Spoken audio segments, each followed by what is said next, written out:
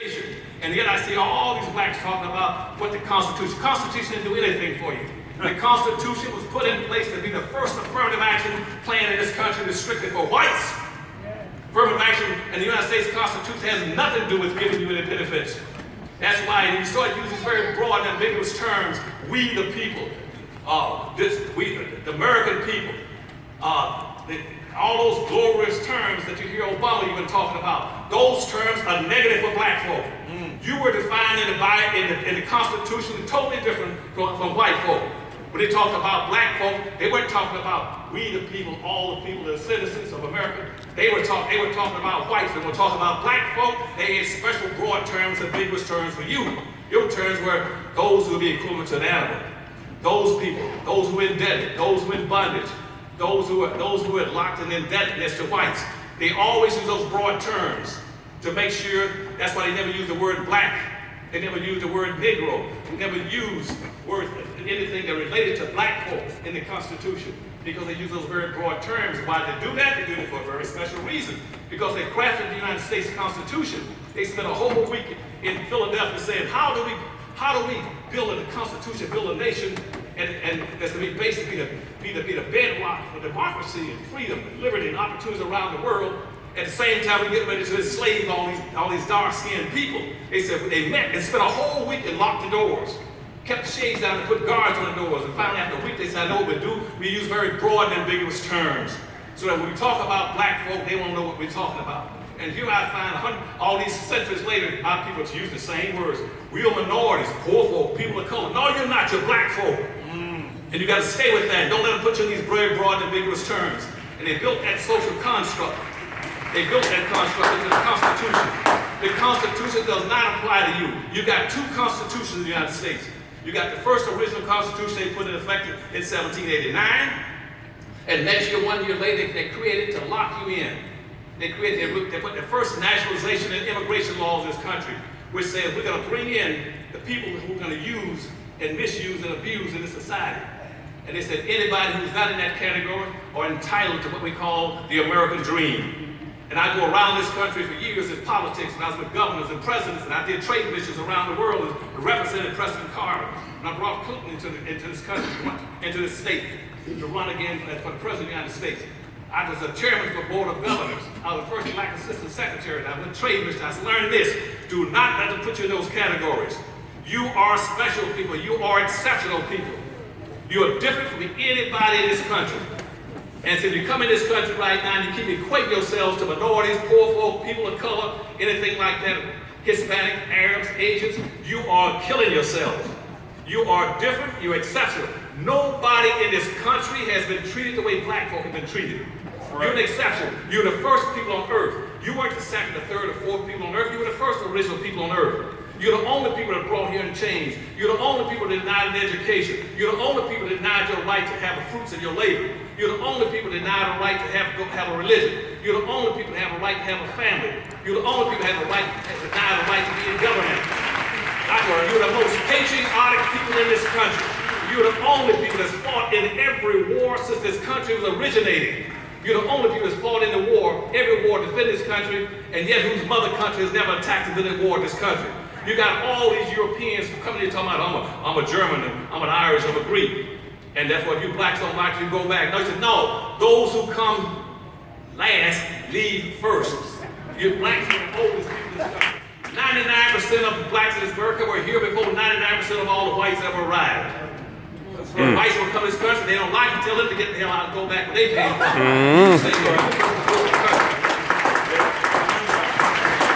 You are special people. Do not use those very broad and ambiguous terms they use in the Constitution. You guys, as I said, you got two constitutions. That first Constitution went into effect again in 1789, and in the next year in 1790, they set up what was called the Nationalization Immigration Law, which says anybody can come to this country and get benefits. They get benefits, what's called the American Dream, except those people that we're outcasting, the black folk. And they said, they say the American Dream is made up of what our people clearly don't understand, because I never see blacks raising hell about it. Every day I see people talking about the American Dream on TV.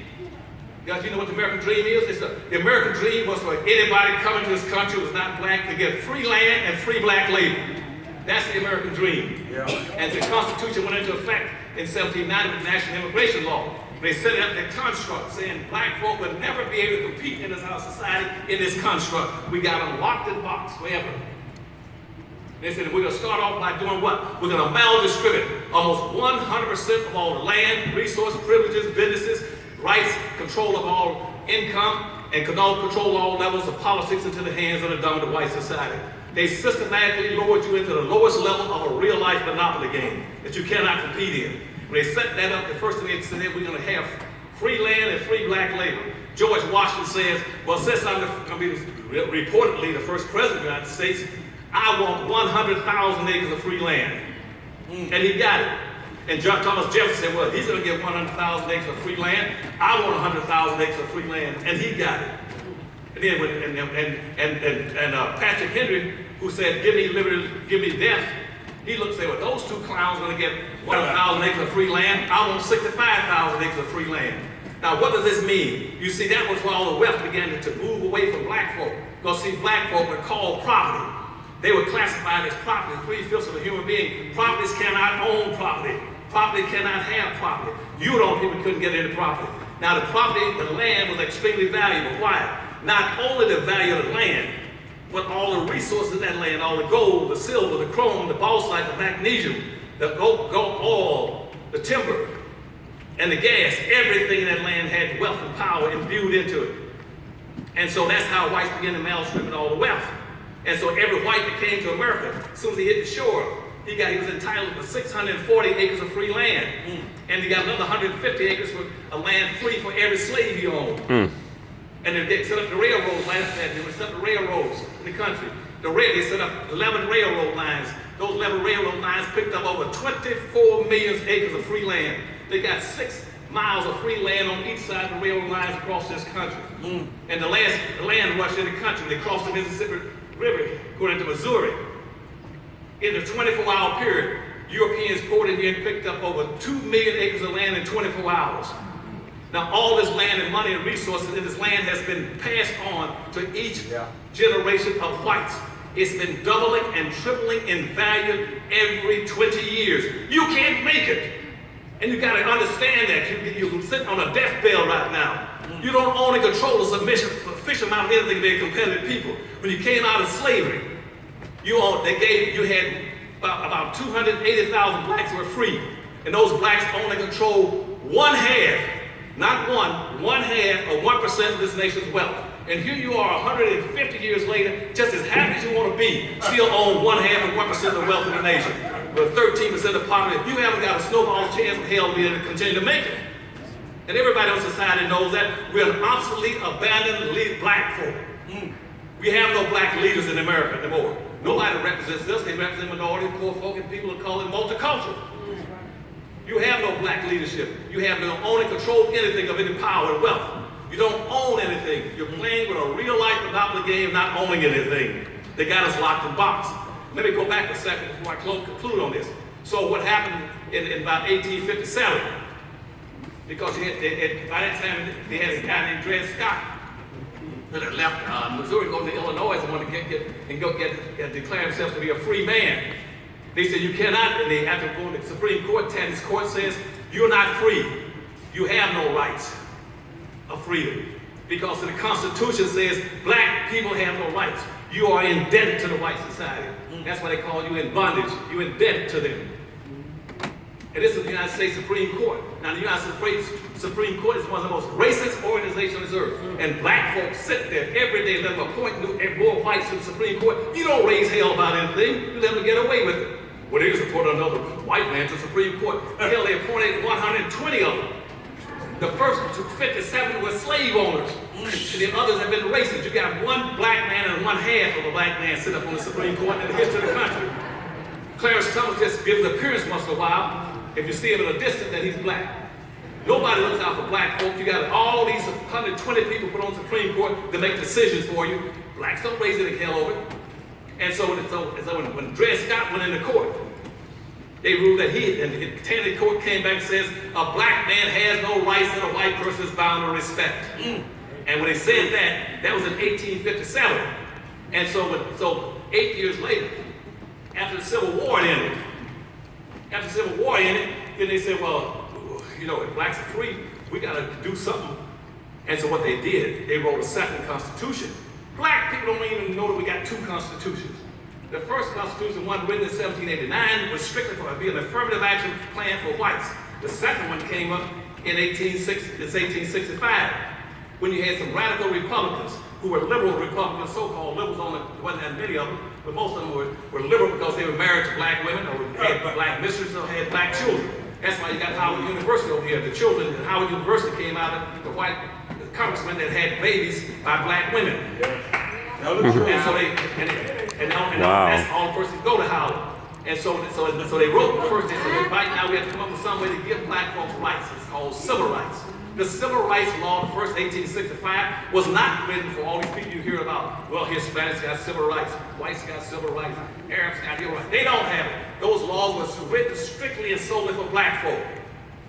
And it spelled out that a law says that on the congressional floor, by lawyers and by congressmen, there's only two things that a black person can ever be in America. Either you're going to be free or you're going to be a slave. To be free, you must minimally have 40 acres and a mule and $100. Now, whites got all the other money, all the other land and money tied up together because of the 1890 immigration law.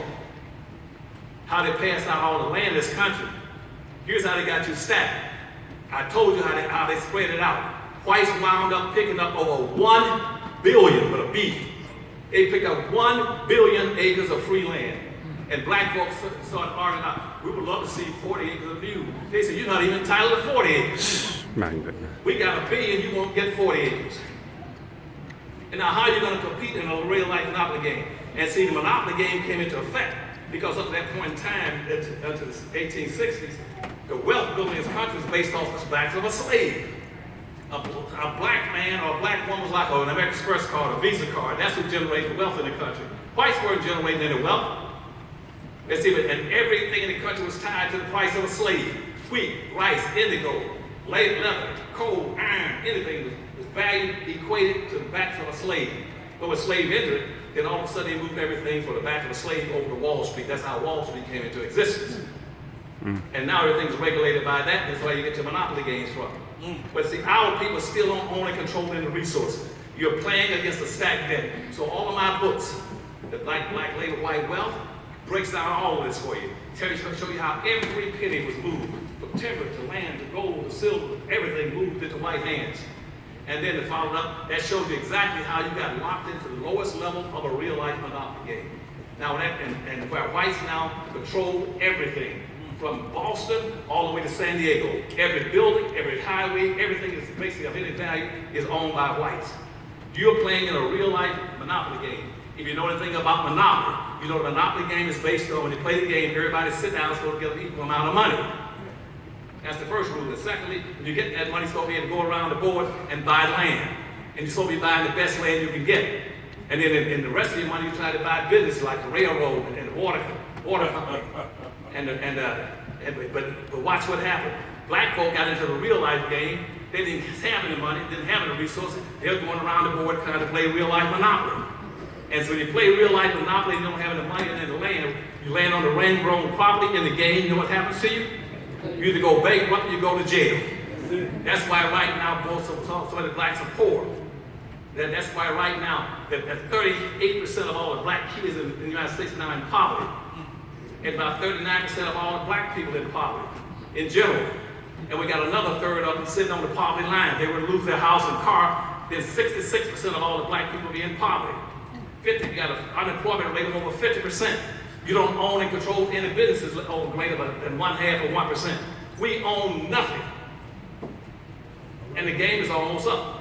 And now you put this guy, you put one of the biggest fools in the country into the White House, Donald Trump.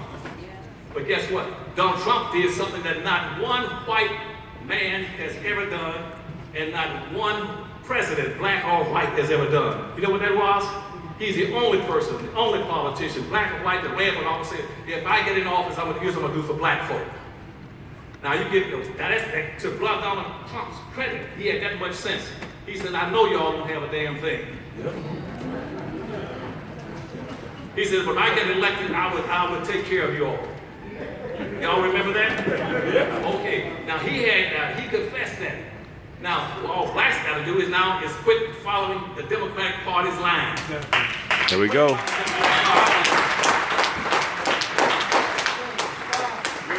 Partisanship.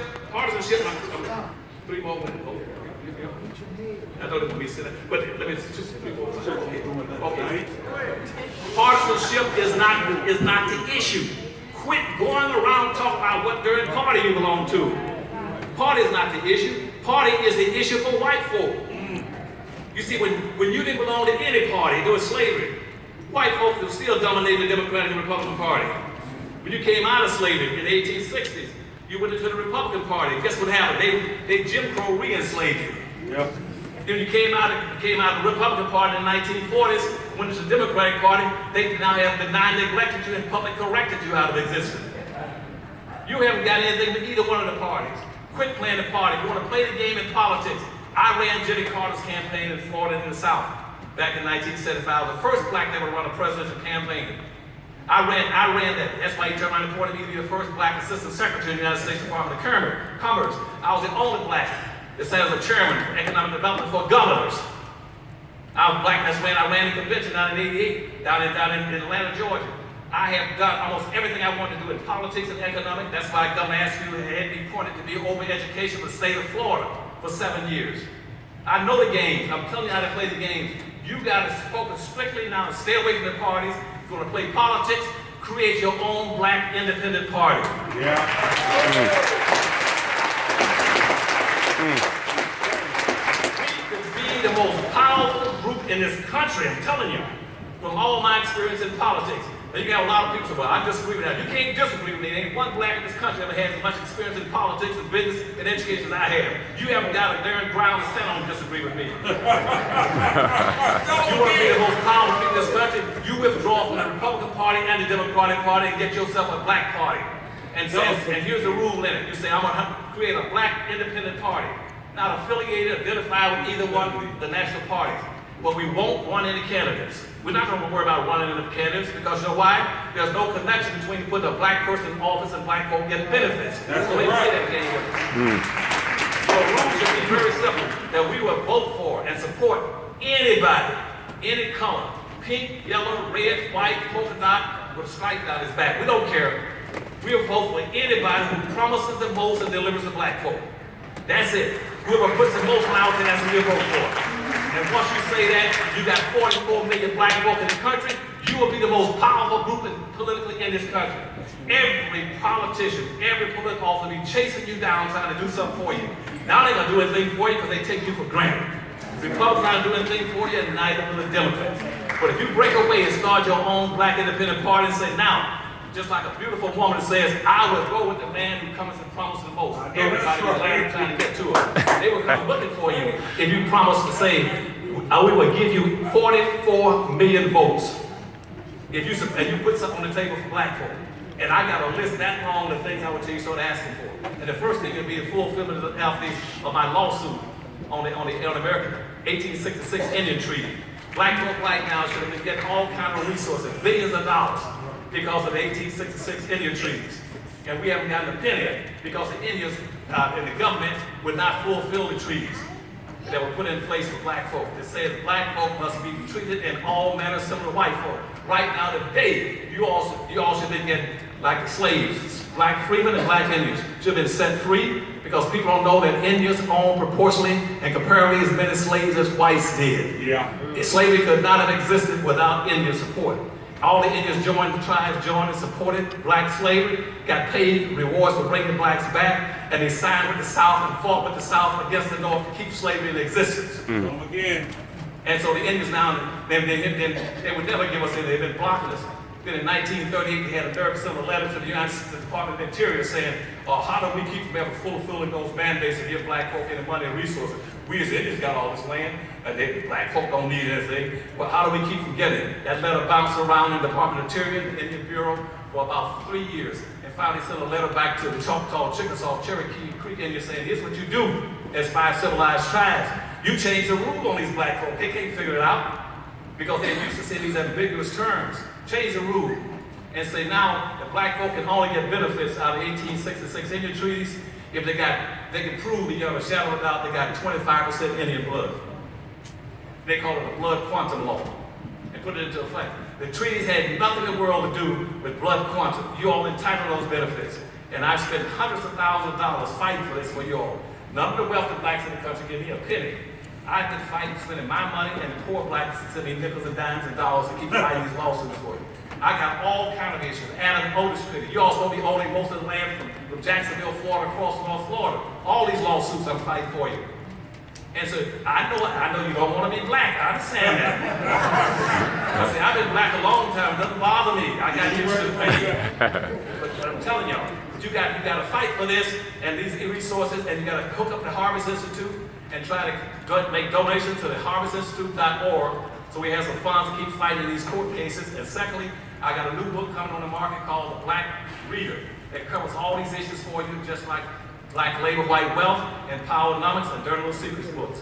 And that's why I was proud of the fact that Amazon put out a notice about a month ago that says that across the world, out of the millions of books they sell in this country around the world, that my books rank number 2. All right. I thank you, and for that speech, my friend Anthony, I quote him once in a while in my books too. That's my buddy over here.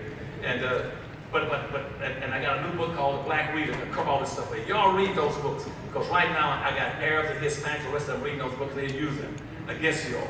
Y'all understand these concepts and find out why the Constitution is against you. And don't have any faith in either the political parties or the U.S. or the Supreme Court. They're not in your favor. And also quit believing in all this immigration stuff. Like, well, we got the immigrants coming. They're our brothers. They're not your brothers. They're competing with you. Nobody's coming to America and getting along with black folks. They're coming here to clean your tubes. They're going to clean your tubes.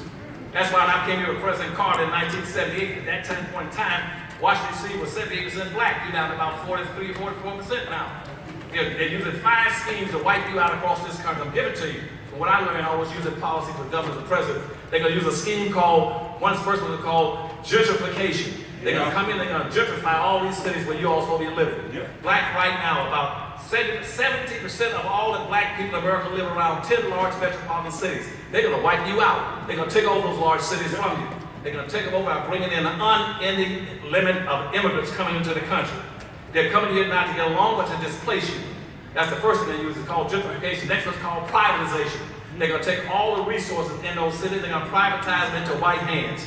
They're going to sell off anything like a water system, sewer system, railroad system, anything that they sell. They're going to sell it into white hands. That way they're going to shut you out. The third thing that's going to happen is you're going to wind up with new ghettos. The new ghettos won't be inside the city. It's going to be in the suburbs. Whites going to move out of the suburbs and come back downtown. They're going to flood these towns, and you're going to be locked in the suburbs where you were 100 years ago.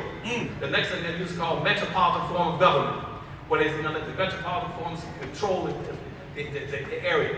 And then you got a metropolitan form of government right around here and a regional form of government. That's why Virginia, Washington, D.C., and Maryland work together to shut you down every time they can on any issue, make sure you don't get anything. And the last thing is called cool cities, where they're going to create history. They're going to create gay communities all around the areas to make sure they get advantages you can't get. And these people come in here, they're going to do it in violation, in closing. They're going to violate the United States Constitution and the second Constitution. The second Constitution, which was the 13th Amendment, the 14th Amendment, the 15th Amendment, and the 2 Civil Rights Laws, and 7 others, which says this: it is, and the slaughterhouse case rectified this and agreed with it, codified it in what's called the slaughterhouse case in 1782, which says it is illegal and unconstitutional for you to put anything ahead of black folk. It is illegal and unconstitutional for you to compare immigrants coming to this country with black folk and put them in the same bag.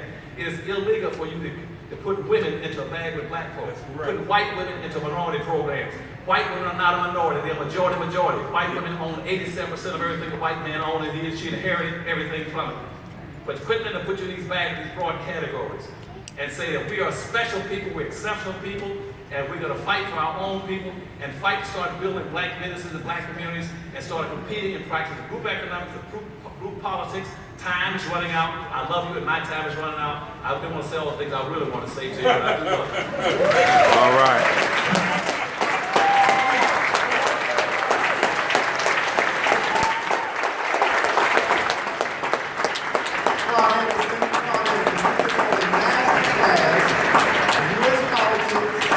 Government, maybe not. I agree. Listen,